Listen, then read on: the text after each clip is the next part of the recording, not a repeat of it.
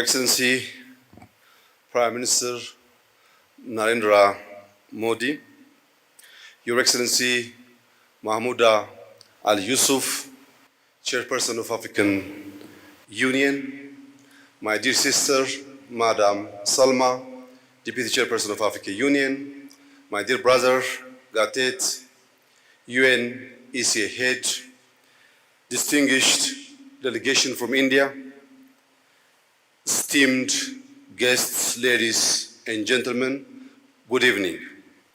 It is a great honor to welcome you to Addis Ababa, a city that honors our heritage and looks to the future. Here, history is never distant. It reminds us that progress is not inherited. It is built through purpose, persistence, and partnership. Your visit, Mr. Prime Minister, is beyond a diplomatic occasion.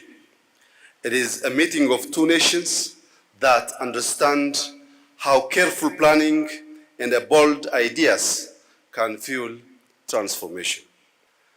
Mr. Prime Minister, Ethiopia and India stand at the threshold of great opportunities.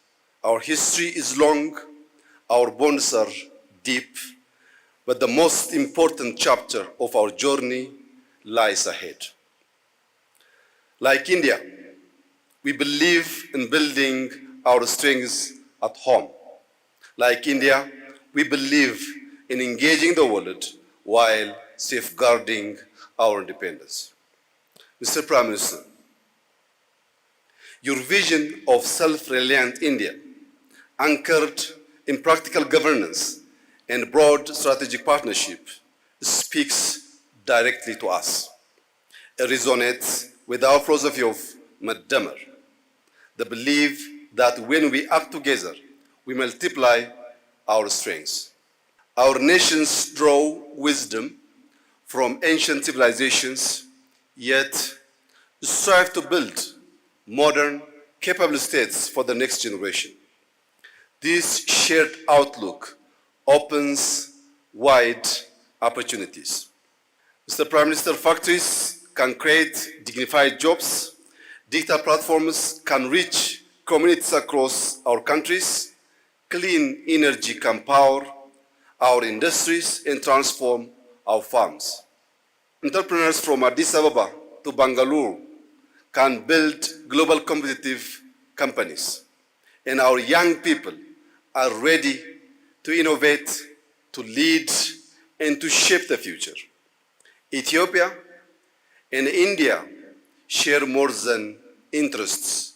We share values, a commitment to sovereignty, to human dignity, and development that lifts all people. Our partnership is strategic, long-term, and rooted in mutual respect.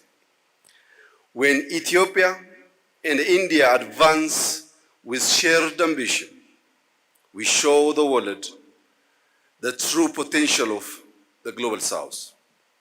Progress grounded in dignity, development anchored in sovereignty, and nations shaping their own future with purpose, vision, and lasting impact.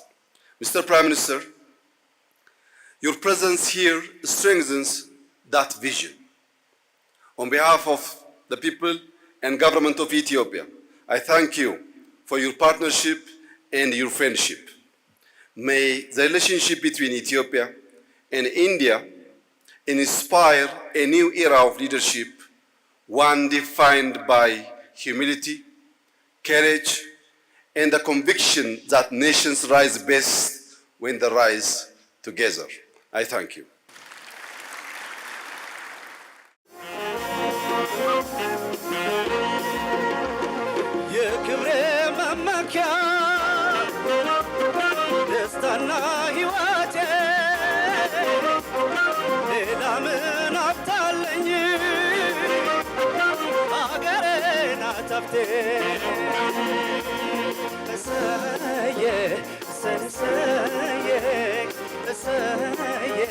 ዛሬ መሰየ I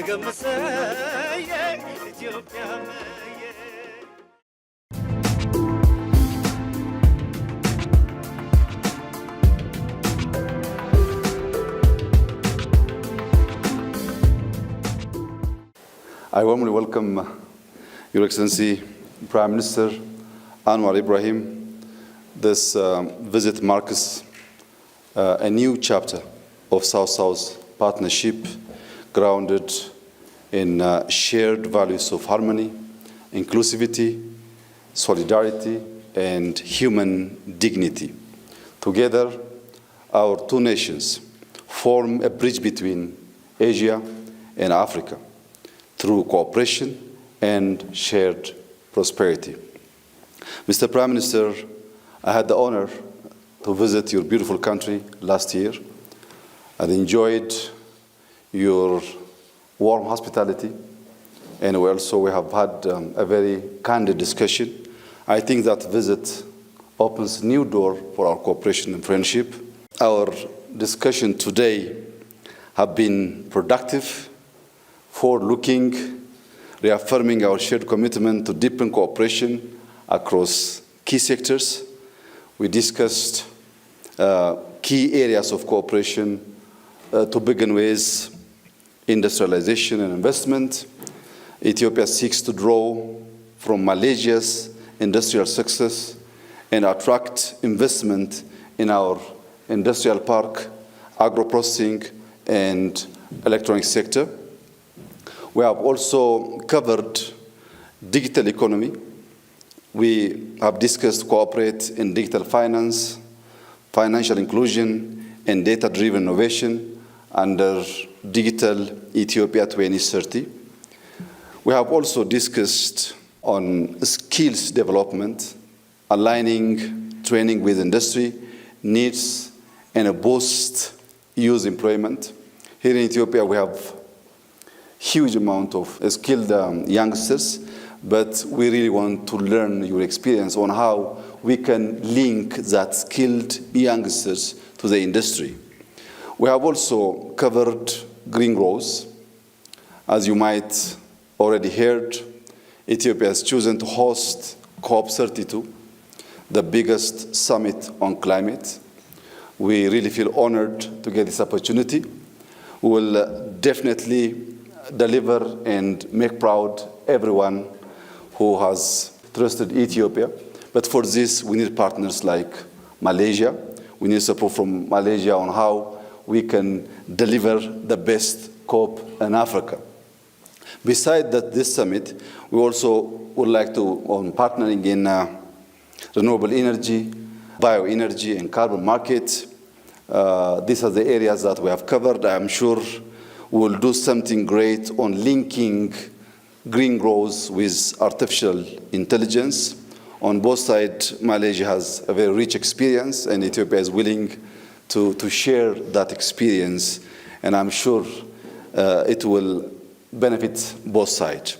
The other key areas which we have covered is tourism. In Ethiopia, we have lots of attractions. It's a very ancient country, but the downside in Ethiopia was destinations.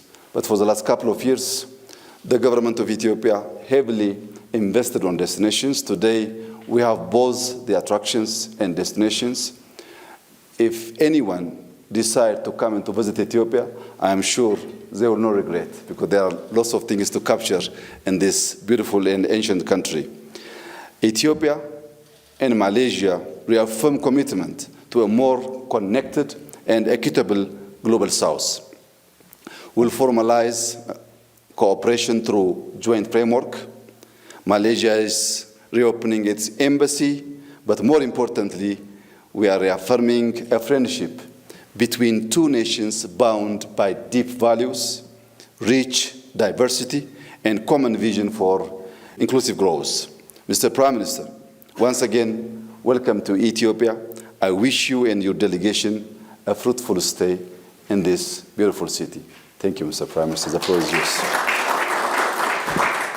Thank you, my respected Prime Minister and friend Abiy Ahmed, and also the delegation, the government, for this wonderful opportunity, hosting us in the delegation, not merely as diplomatic engagement, but more by very serious, frank discussions to enhance our bilateral relations and so to showcase the importance of Ethiopia to Malaysia and the region, ASEAN and beyond.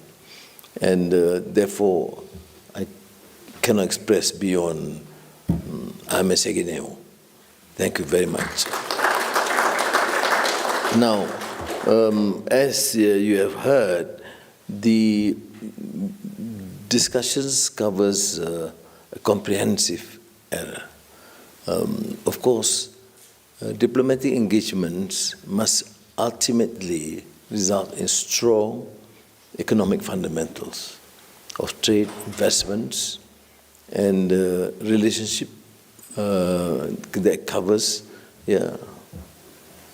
research, tourism, collaboration in various fields, including culture, the arts, which we have actually deliberated at great length. But beyond that, of course, some of the new technology, the new challenges, new direction, includes energy transition, digital transformation, which includes, of course, data centers, AI, semiconductor. We have our strength and you have your strength. And I think this collaboration is important. Both of us share the need to focus on enhancing this bilateral relations, trade, and using our countries to penetrate the neighboring countries in the region. And I think Malaysia have learned as a trading nation with huge investments in trade with the West and the East, United States, Europe, China, India, etc., that the way forward would be to spread out and penetrate new markets in Africa, Latin America, and beyond. That's why, again, I must thank you for your strong support for our membership into BRICS.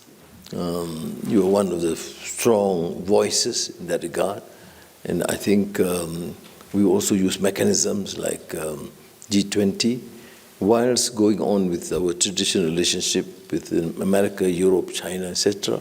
We want to extend and expand this, which covers a number of issues. And thank you again, because Ethiopian Airlines, as you drop in Kuala Lumpur, and now we have this new engagements and collaboration between the airlines.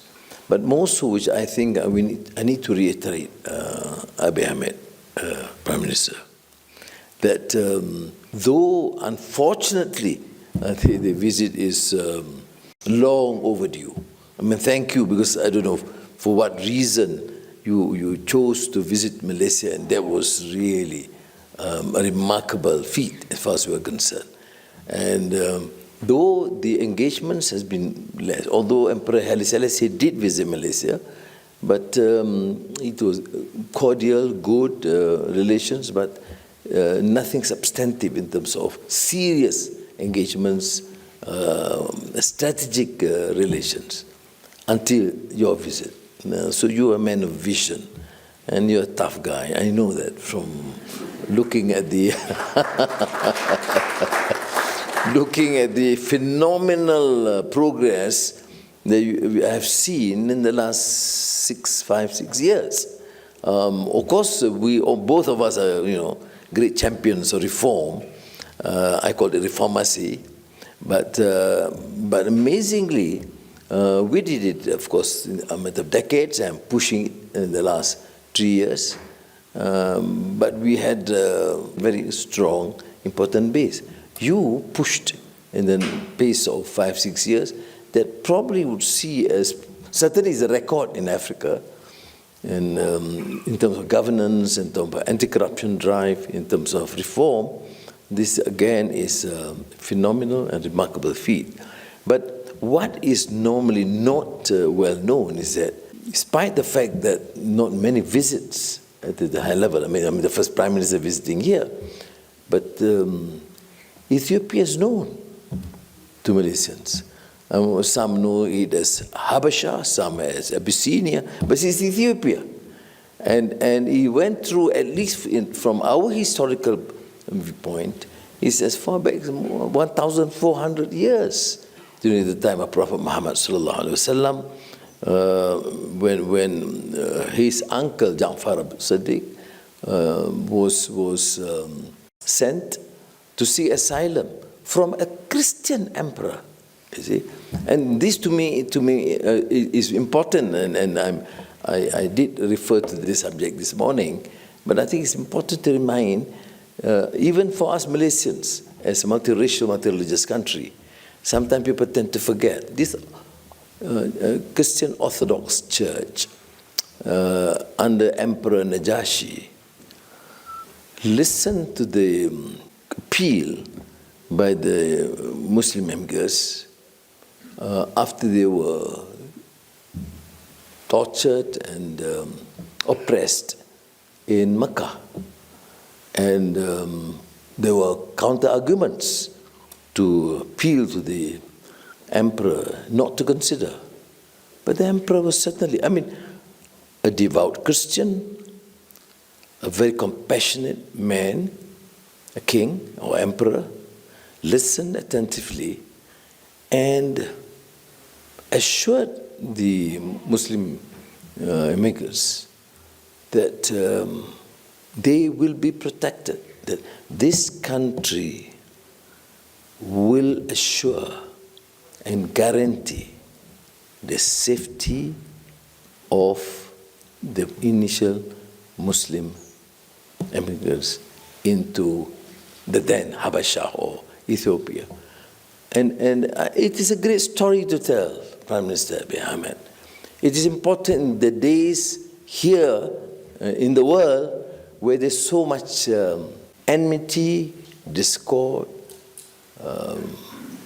against either Muslims or Christians or Hindus or Buddhists everywhere. So these are stories, and these are real stories, that the role played by a Christian, Orthodox Church here to protect not only initial Muslims, but under the leadership of the uncle of the Prophet Muhammad sallallahu alaihi wasallam. My visit actually is partly, of course, because you are a dear brother, but also sentimental in that sense. And I think can convey a strong message. And what is astounding is this country is now forging ahead with all the strength and vigor under your leadership to showcase to Africa and the world that countries can succeed and can progress and become, again, an important country in Africa and to the world. And Malaysia is fortunate, therefore, to be embraced by you and this country as a reliable friend. And let me assure you, to conclude this remark, that we will do whatever is necessary, my dear Prime Minister Abiy Ahmed, to ensure that these relations between Malaysia and Ethiopia will be, showcase in terms of what true friendship and two countries with trust and affection to build in the interest of our people. So thank you again.